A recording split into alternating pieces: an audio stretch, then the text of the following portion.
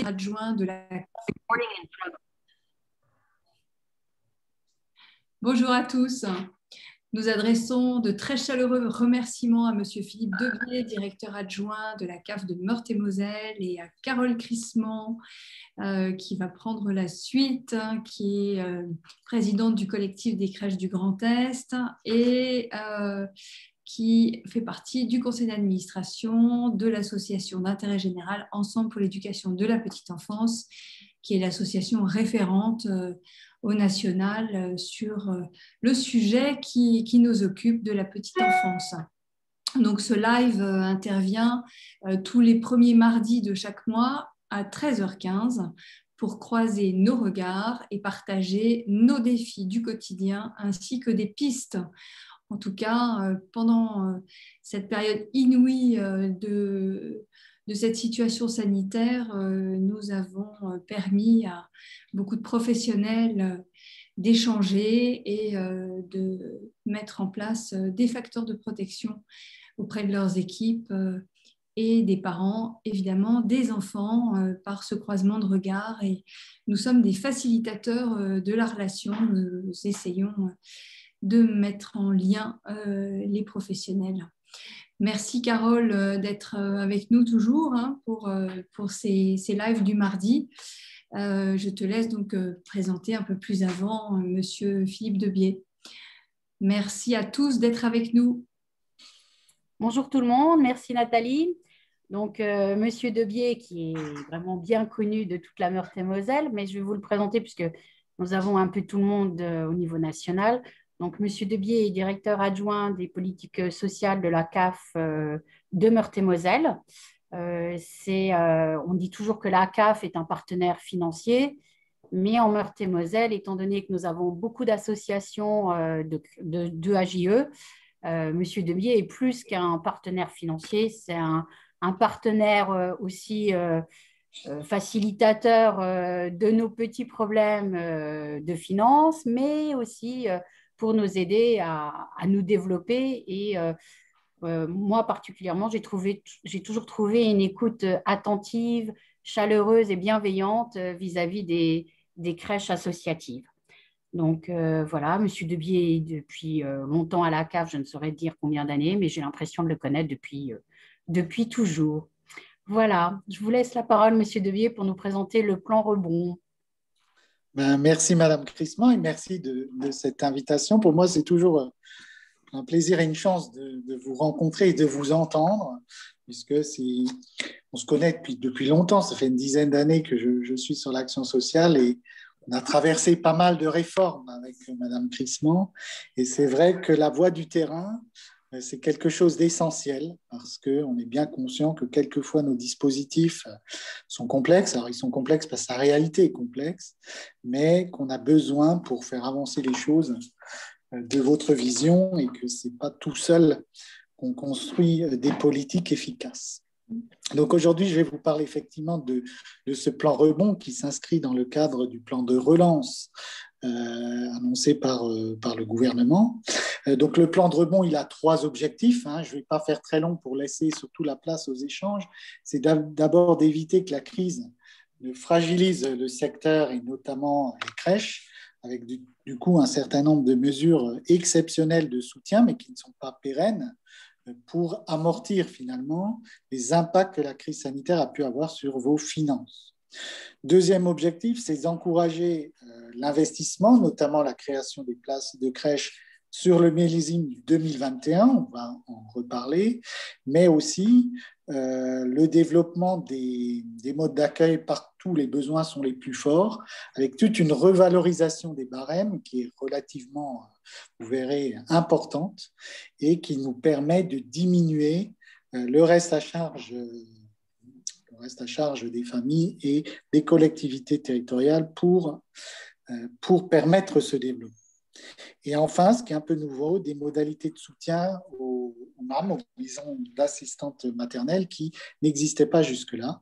Alors, ça représente nationalement environ 200 millions, vous voyez, sur 2021 et pareil sur 2022.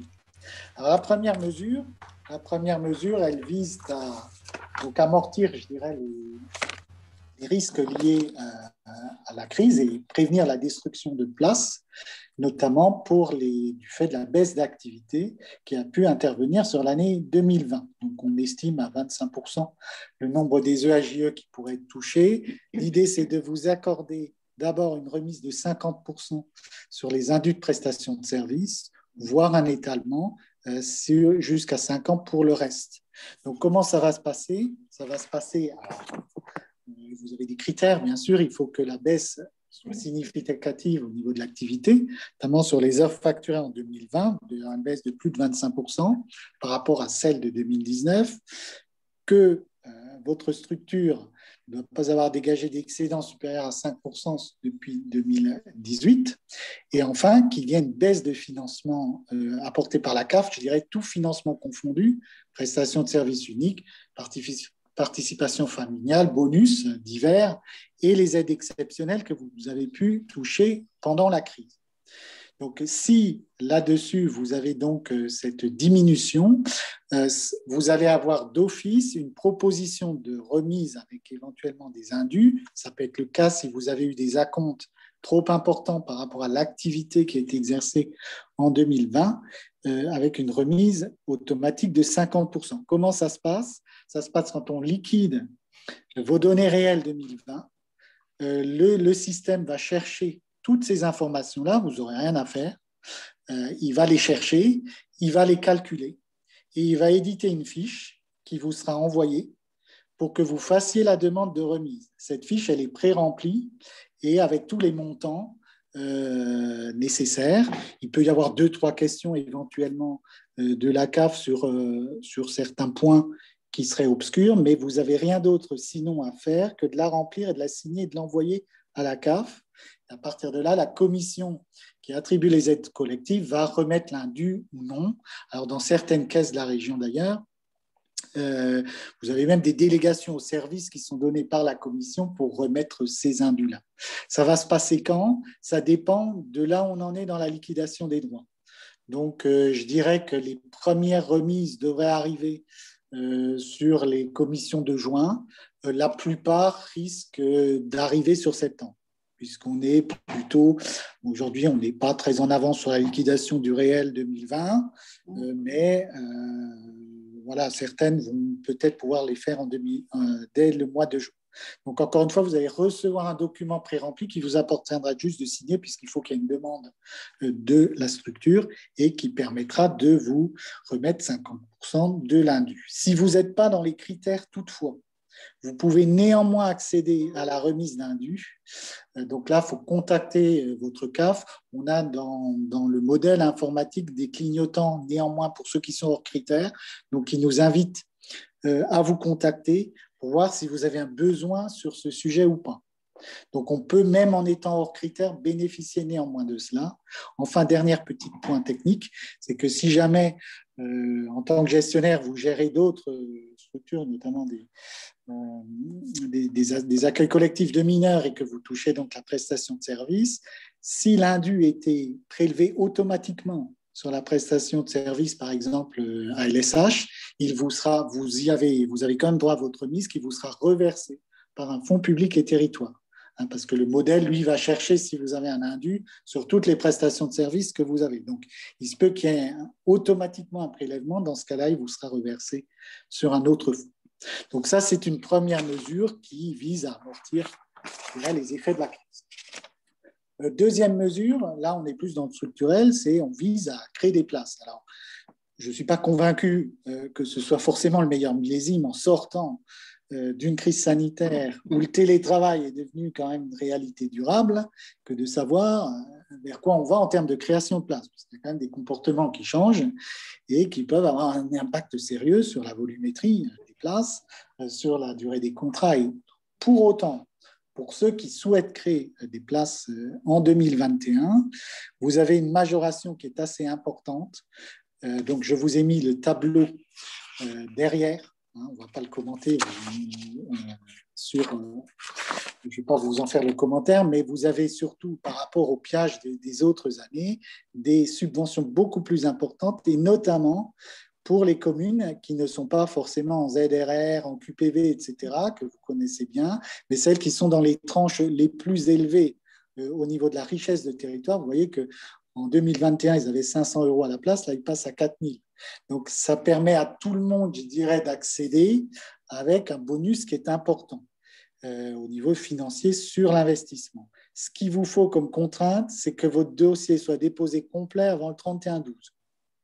La commission qui décide peut décider en 2022, ce n'est pas grave, mais par contre, le dossier doit être complet, de sorte à ce qu'on puisse l'intégrer au niveau de nos charges à payer pour 2021. Oui, pardon? Carole? La date, c'est quelle date? C'est le 31 juillet 2021? Alors, ça dépend de chaque caisse, ça dépend quand sont les commissions d'attribution. Donc, c'est souvent en fin d'année. Mais si vous avez un dossier qui est déposé complet au 31/12, il est éligible, même s'il n'est pas passé en commission. Il faut juste qu'il soit complet, c'est-à-dire que de votre conseiller, vu qu'il a toutes les pièces nécessaires.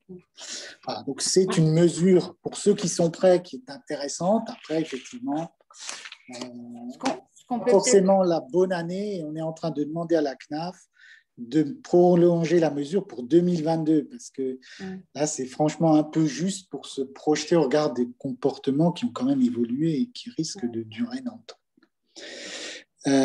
Troisième objectif, alors qui lui est pérenne, par contre, c'est la majoration des bonus dans le cadre de la Convention territoriale globale. Vous savez que les CAF sont en train de signer des conventions avec les collectivités EPCI ou communes en fonction des champs de compétences, qui définissent des objectifs partagés, notamment en petite enfance et jeunesse. Ça va se substituer au contrat enfant-jeunesse, mais plus largement que ça, sur la parentalité, l'accès aux droits, l'animation de la vie sociale. Donc, c'est toutes les politiques de la CAF qui sont intégrées.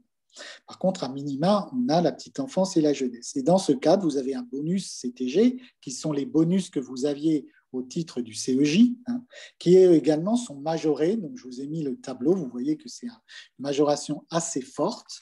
Ça aussi, vous pouvez en bénéficier dès cette année, même si vos communes de référence n'ont pas signé une CTG. Il faut juste qu'ils prennent un acte d'engagement auprès de la CAF, qui est relativement simple, qui s'engage à signer une CTG pour l'année suivante, puisque c'est vrai qu'on ne peut pas signer avec toutes les collectivités en même temps, toutes les CTG en quelques mois, c'est quasi impossible.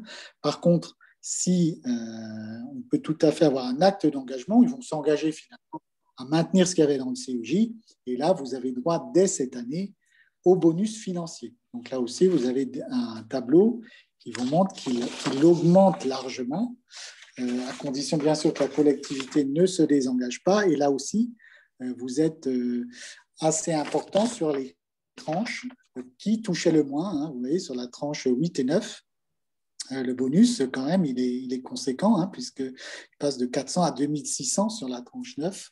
Donc là aussi, c'est pour favoriser les communes qui n'étaient pas ciblées parce qu'elles n'étaient pas les plus pauvres, si vous voulez, en résumé. Et donc diminuer également leur reste à charge. Dernière mesure, et j'aurais fini en espérant ne pas avoir été trop long et surtout avoir été clair, c'est que pour les assistants maternels qui souhaiteraient se constituer en maison d'assistante maternelle, elles peuvent également bénéficier d'une aide au démarrage ou d'une aide à l'investissement, ce qui jusque-là n'avait pas été possible. On sait que c'est quelque chose qui attire assez les familles que les MAM. Ce n'est pas tout à fait sans risque parce qu'il faut bien s'entendre. On sait que des fois, ça peut être fragile. Pour autant, on essaye de favoriser ce mode de garde qui correspond à une attente des familles, à condition toutefois qu'ils adhèrent à la charte qualité des MAM qu'on signe avec le conseil départemental. Donc là, attention, selon les conseils départementaux, ça peut être plus ou moins simple, puisque certains conseils départementaux vont avoir des exigences qualitatives peut-être plus élevées ou peuvent être plus réservées par rapport aux MAM. Toujours est-il que là, c'est pareil, soit la MAM augmente de 10% ses places comme les crèches et elle y a droit, soit elle s'implante sur un territoire qui est en sous-couverture par rapport au mode d'accueil. Et puis, une aide au démarrage ou à l'investissement au choix, ça peut aider. Si la charte qualité n'est pas signée, ce n'est pas dramatique. La MAM pourra bénéficier de la subvention rétroactivement. Par exemple, chez nous, elle n'est pas encore signée, mais elle le sera sûrement en septembre parce qu'avec le renouvellement des élections les sessions sont bloquées, donc on ne peut pas aboutir avant septembre. Mais si une MAM souhaitait bénéficier de ce dispositif, on pourrait rétroactivement lui valider les montants financiers. Voilà un petit peu sur une présentation très rapide de ce plan rebond. Vous voyez, il faut bien échanger avec vos CAF sur la stratégie autour de tout ça, quelle stratégie ils se donnent, tant sur le développement des places que les conventions territoriales globales. Ça, oser pousser la porte, oser leur demander, puisque c'est avec les collectivités qu'on les signe, mais dans le diagnostic, il me semble que vous êtes des partenaires essentiels, c'est-à-dire il ne faut pas que ça se négocie qu'avec le politique. Il faut que vous soyez présents, notamment les associatifs, bien sûr encore plus les municipaux, pour que les choses soient partagées. D'autant que ces diagnostics, encore une fois, ce n'est pas que les modes de garde en volume, c'est toute la qualité. Donc, on peut parler parentalité, on peut parler handicap, on peut parler précarité, etc. Et c'est des choses qu'on peut faire valoir sur des objectifs partagés pluriannuels. Voilà. J'espère que ce n'était pas trop long. Moi, ce que je trouve quand même quelque chose de formidable, c'est que la petite enfance a toujours été un parent pauvre. Mais qu'avec la crise du Covid, on a quand même réussi à avoir les 17 et les 27 euros par place fermée et par jour de fermeture, plus un bonus de 10 euros quand on a rouvert. Et que là, en fait, même si c'est peut-être, comme vous l'avez dit, Monsieur Debier, trop tôt, en fait, là, on reprend pour la première fois sur les places créées et sur les places déjà existantes. Voilà. Ce qui est difficile, des fois, comme moi je le vois en tant que présidente du collectif, sur le Grand Est, de dire que c'est aussi sur les places existantes, parce que ça, c'est quelque chose qu'on n'a jamais eu. On a l'impression que là, enfin, un peu, les vannes sont ouvertes et que, en fait, l'État se dit que la petite enfance doit être vraiment quelque chose d'important pour notre société, quoi. On le dit souvent avec Nathalie, 1 euro investi dans la petite enfance, c'est 13 euros d'économiser à l'adolescence, quoi. Et là, je pense que le gouvernement a vraiment pris ça au moins en fond. Tout à fait. Tout à fait. Et ce que vous dites est parfaitement juste, puisque dans le contrat enfance-jeunesse qu'on déplorait depuis des années, c'est que ce qu'on appelait le stock, c'était figé ad aeternam. Donc c'était un peu... Il y a un partenaire un jour qui m'a dit, c'est comme un cimetière ce truc-là, ça c'est figé. Et il n'avait pas tort. On n'avait que du développement et encore sur la jeunesse, c'était bloqué. Donc c'était quand même un système qui était beaucoup trop rigide, alors que là, effectivement, et c'est sous l'effet de la crise notamment, qu'ils se sont rendus compte qu'il faut s'intéresser à l'existant.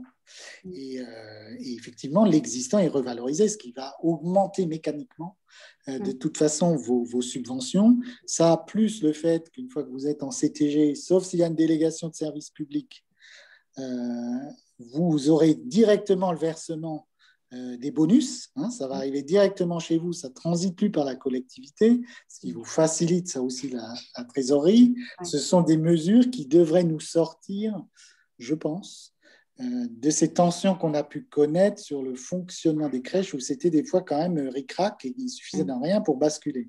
D'autant qu'on pousse les collectivités à contribuer plus dans le cadre de la CTG. C'est sûr que la CTG, ça va changer.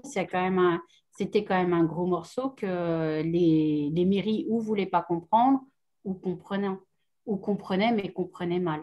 Par contre, il y a des questions. Alors, j'ai une question pour les MAM. La première de Cécile, oui. Ouais. Je remonte parce qu'en fait, pour les MAM, c'est un soutien à l'investissement ou c'est une aide au démarrage ou est-ce cumulable? Ce n'est pas cumulable, c'est l'un ou l'autre. C'est au choix. C'est au choix, donc tout dépend. Parce que l'aide au démarrage, il faut démarrer ou alors avoir 10% de place en plus. Et l'investissement, il faut se situer sur un taux, sur un territoire où le taux de couverture est inférieur à la moyenne, ce qui en général d'ailleurs est le cas. Mais donc, c'est l'un ou l'autre, effectivement. Et pour le taux de couverture global, comment on trouve notre taux de couverture global? Vous demandez à la CAF, 58% c'est le national. Après, votre département peut être plus ou moins en dessous ou au-dessus. Et ils ont toutes ces données-là. il n'y a aucun problème, ils vous les donnent. Et ça, on le trouve sur DataCaf? Non, non, il faut Non, non. faut les contacter. Non, faut Les les appeler. contacter. Il faut contacter votre conseiller Mm. en lui demandant où on en est là-dessus. C'est le plus sûr. Par contre, sur les places de crèche d'entreprise, le fait de signer un CTG, ça permettra à des EAJE d'aller voir les administrations parce que là, elles sont assez friandes d'avoir des places. C'est un petit conseil que je donne à tout le monde. Mm. C'est vrai que le CTG, ça va changer la vie, quoi. Mm. Vraiment. C'était quand même de l'argent qu'avaient les mairies et qui ne nous revenait pas, quoi, sur des heures à nous. Mais bon, ça fait longtemps que je me suis battue pour ça. Désolée. Ça rétablit une équité. Oui, En ça tout cas, ce qu'on rétablit une entend, c'est que la CAF enfin, les CAF ne sont pas que des financeurs, bien qu'elles s'appellent des CAF, des caisses, et ça, il faut le dire et le répéter. Hein. Vous êtes vous nous accompagnez sur les actions du quotidien et vous êtes des soutiens au-delà des aspects financiers. Donc, il ne faut vraiment pas hésiter à vous joindre. Oui, tout à fait. Alors nous, en Meurthe-et-Moselle, on a des coordinations de petite enfance, on a des sous-territoires, le département est découpé en 6, et on a tous les acteurs de la petite enfance, et on travaille sur des stratégies communes. Parce que quand vous travaillez sur des bonus, par exemple, pour les familles dites, j'aime pas cette expression, avec les enfants pauvres, mais enfin bon, c'est néanmoins le bonus mixité, le bonus handicap, etc. À mon avis, il faut le travailler sur des stratégies infraterritoriales, parce que vous ne pouvez pas tous tout faire. Par contre, sur le réseau, vous avez intérêt à un peu se répartir peut-être les cartes entre les uns et les autres, en restant en proximité des familles, bien entendu, pour que ce que vous fassiez s'inscrive dans la durée. Sans quoi, vous pouvez avoir des à-coups, vous avez à un moment donné, puis vous n'avez plus, et ça, c'est très compliqué. Et ça se travaille dans le cadre d'une vraie, je dirais, alors c'est un grand mot, mais une politique petite enfance qui travaille sur les publics ciblés. Par exemple, insertion professionnelle, enfants pauvres, handicapés.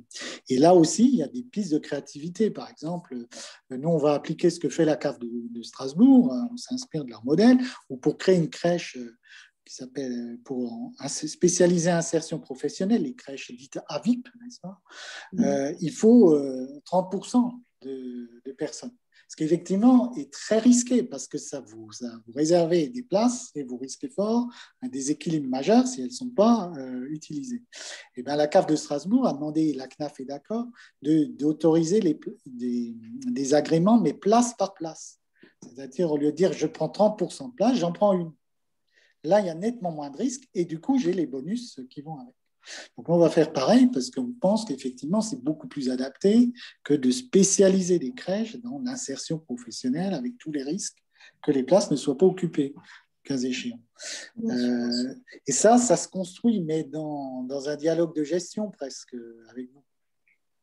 Est-ce que vous pouvez nous dire un mot du bonus handicap suite à l'échange que nous avons eu juste avant de démarrer le live et au retour de terrain des professionnels, ce que les professionnels nous confient tous les jours de leurs difficultés à obtenir ce bonus et à l'élargissement des critères que vous avez, vous, pensé.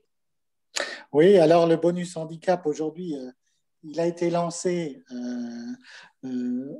sans être complètement finalisé, c'est-à-dire qu'on est bien conscient qu'à moins de 3 ans, la qualification handicapée n'est pas forcément évidente, que pour autant, des signes peuvent être visibles.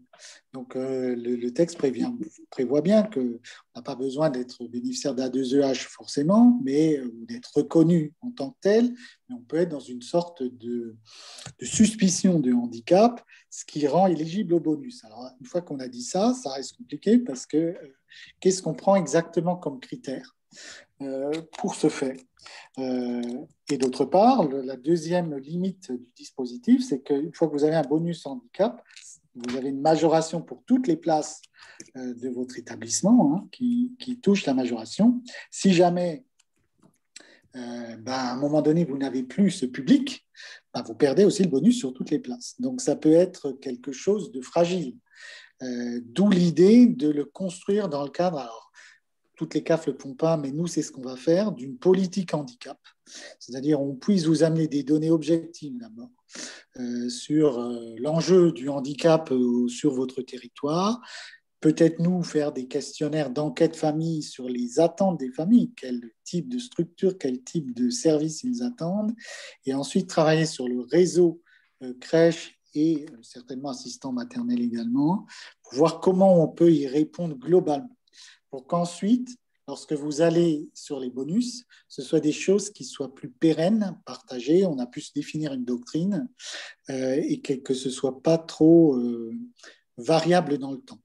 Donc, c'est un peu vers ça qu'on aimerait tendre. Alors, je ne sais pas ce que font les autres caisses là-dessus, mais on sent bien qu'on a besoin d'une politique handicap. On a beaucoup de petites choses, petites ou grosses financièrement, mais qui existent dans les CAF. Vous avez par exemple un fonds public et territoire sur la coordination handicap qui peut être mobilisé. Donc, à nous de lui donner le contenu qu'on veut. Ça peut être effectivement quelqu'un qui va s'occuper de cette problématique sur un périmètre donné, qu'on peut financer. Tout ça, il faut qu'on le mette bout à bout. Alors en lien sur la petite enfance, mais aussi le périscolaire, l'extrascolaire et la jeunesse, puisqu'il y a une continuité sur le passage d'un âge à l'autre des enfants. Donc c'est ce qu'on va essayer de travailler, et dans ce cadre-là, le travail avec vous, pour voir comment on s'organise pour répondre aux besoins. Pour rencontrer également le monde médico-social. Donc là, on avait fait des choses. On se rend compte que les crèches ne connaissent pas tellement le monde médico-social, que les parents d'enfants handicapés n'imaginent même pas qu'une crèche, ça peut être pour eux.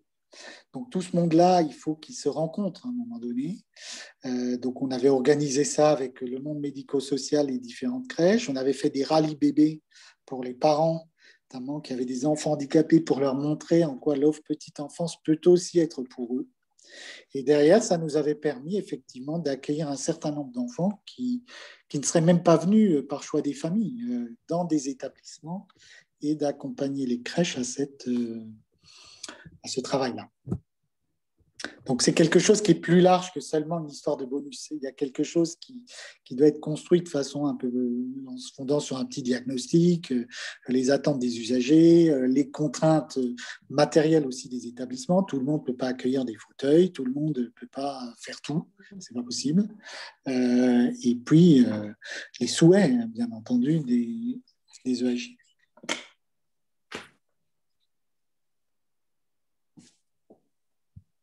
Ouais. C'est vrai qu'il y a beaucoup de choses à faire dans la petite enfance. Oui, et c'est un peu plus long que voilà, de prendre juste une circulaire. Il y a quelque chose qui vraiment, et ça dans le CTG, moi j'insiste beaucoup là-dessus pour que vous soyez présents. Passez pas à côté de ce qui va se passer là-dedans avec vos collectivités, quoi. Faites valoir vos idées, parce que ce qui est bien, c'est que vous avez toutes les politiques. Il y a des tas de choses à développer sur crèche et parentalité, par exemple.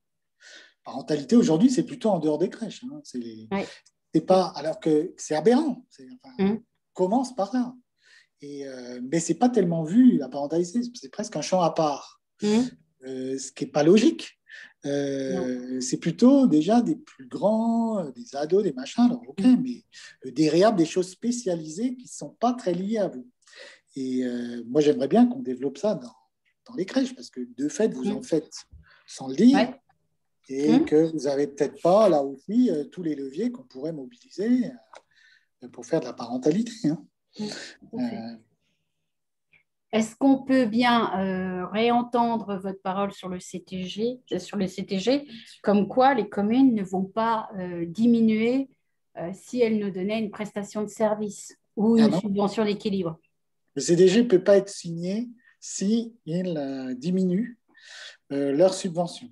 C'est-à-dire que, et très pratiquement, vous le saurez, parce qu'ils doivent, lorsque vous aurez les bonus, la collectivité doit vous informer, doit vous notifier de la participation qu'elle va vous donner, elle, et nous notifier, nous, pour qu'on soit sûr que vous n'ayez pas que le bonus et que le reste disparaisse. Et ça, c'est sine qua non. Et si une commune décide de ne pas renouveler une convention,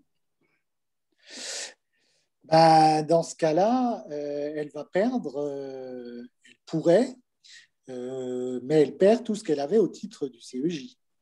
Ok. Donc, ce qui est peu probable parce que, notamment sur les services jeunesse, ça représente pour une commune des sommes quand même considérables. Hein. Donc, c'est peu probable qu'ils sortent du CEJ. D'ailleurs, on a eu plutôt un bon accueil, je dois reconnaître, des élus, parce que ça leur parle plus que le CEJ. À mesure où quand même, d'abord, on se met d'accord sur des objectifs sur ces différentes politiques, et après, on regarde ce qui se passe sur l'étage des financements. Donc, globalement, on a plutôt un bon accueil, c'est plus souple, c'est plus ouvert. Ça engage aussi les financements de fonds locaux, parce que forcément, si vous dites on va faire telle et telle chose, même si ce n'est pas des prestations de services, ben forcément, derrière, vos commissions d'aide financière, elles doivent suivre. On ne peut pas dire on va créer une crèche et derrière, on ne la finance pas sur tel et tel item. Donc, on n'a pas trop cette crainte-là aujourd'hui, ou en tout cas, on a un bon accueil de tous les élus là-dessus. Ce qui est plus compliqué, c'est que logiquement, on doit travailler sur une maille intercommunale et quand ils se battent entre eux, c'est un peu plus compliqué. Donc, on est obligé des fois de faire des CTG communales parce que voilà, les relations sont trop difficiles entre eux. Mais on part quand même d'un diagnostic qui est supracommunal. Merci beaucoup, Monsieur Debier. Il y a eu des toutes petites interruptions dues à la chaleur, je pense, sur le réseau Wi-Fi. Mais on va réussir à retrouver le fil des échanges. Je pense qu'il n'y a plus de questions, en tout cas à ce stade. Et pour peut-être clôturer notre échange, faire le point sur deux grandes actions qui vont favoriser la continuité et la qualité éducative.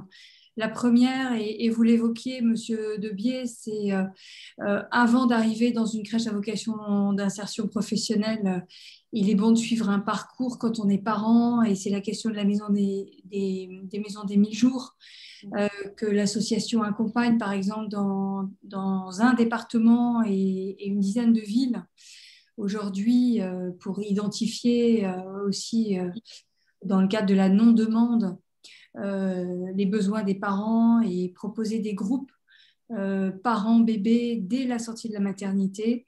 Ça, c'est vraiment l'axe majeur qu'on travaille avec le ministère Solidarité Santé sur la création des maisons des 1000 jours qui vont permettre de fluidifier ce parcours vers le mode d'accueil formel et ensuite vers l'école.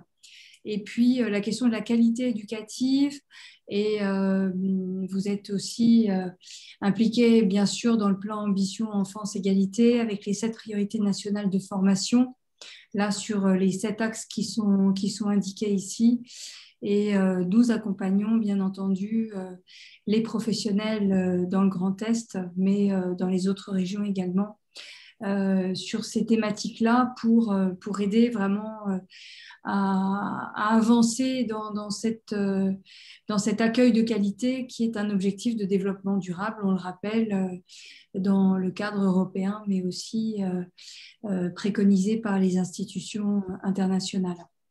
Donc, on va avancer et vous redire, je pense que vous êtes également au courant à la CAF de Meurthe-et-Moselle que Enfance et Covid a été créé pendant la première vague de la crise sanitaire, avec une réponse en termes de contenu, de ressources basées sur la science pour accompagner les futurs parents, les professionnels de la petite enfance et de l'école, et donner des outils concrets à toute cette communauté pour traverser cette crise, puis expliquer aussi le phénomène et toutes les actualités qu'on met sur le site. Il y a notamment un grand questionnement aujourd'hui de la part des scientifiques et des professionnels de terrain sur le port du masque auprès des bébés, avec des premières études scientifiques qui nous révèlent des défis. Et ensuite, voilà, des ressources également scientifiques auxquelles vous pouvez accéder sur les différents sites d'Ensemble pour l'éducation de la petite enfance, donc EduEnsemble et enfanceetcovid.org, avec des lives également associés à ce dispositif de ressources sur le site internet pour partager la parole et puis essayer de relever ensemble ces défis, en tout cas être tous ensemble. Et on vous remercie infiniment, Monsieur Debier et Carole Crissement, de nous accompagner parce que c'est dans l'intelligence collective qu'on arrive à traverser ces périodes difficiles et dans l'écoute mutuelle. Et on se rend bien compte à quel point la cave de Meurthe-et-Moselle et probablement d'autres caves sont à l'écoute des besoins des territoires. Et ça, c'est très, très précieux pour toute la communauté. Il nous reste à vous remercier beaucoup du temps que vous avez passé avec nous, de cette présentation très claire. Merci à Carole de faire remonter toutes ces informations terrain. Merci à chaque participant et à très bientôt. Il y a un petit sondage que vous partage Marion. Voilà, si vous aviez la gentillesse de le répondre parce que tout ce que fait l'association est sujet à mesure d'impact. On essaye d'être le plus efficace possible, comme le disait Monsieur Debier tout à l'heure. Et c'est un sondage auquel vous pouvez répondre en ligne. Donc, vous ouvrez votre chat en bas et vous pouvez répondre tout de suite avant que l'on se sépare. En vous remerciant infiniment de nous avoir suivis. Donc, le replay sera en ligne sur les réseaux sociaux de l'association Ensemble pour l'éducation de la petite enfance, mais également on va les partager avec Monsieur Debier et les acteurs du territoire, avec Carole bien entendu, et l'ensemble des professionnels qui le souhaitent. Vous pouvez le partager de façon virale. Alors il y a Cécile qui nous repose une question sur l'accueil individuel. Là, je pense que ça fera l'objet, on va le noter dans les prochains sujets, puisque vous nous avez fait la gentillesse de nous adresser des sujets pour la prochaine fois. Donc, les prochains lives seront à partir de septembre, donc premier mardi de septembre à 13h15, comme d'habitude, pour nous retrouver autour de l'actualité. Merci beaucoup à chacun. Je pense qu'on a reçu les réponses du sondage. Et à très bientôt. Au revoir. Merci. Bonnes vacances. Bye bye. Et prenez soin de vous. Oui. Merci, Monsieur Merci. Debier. Merci à vous.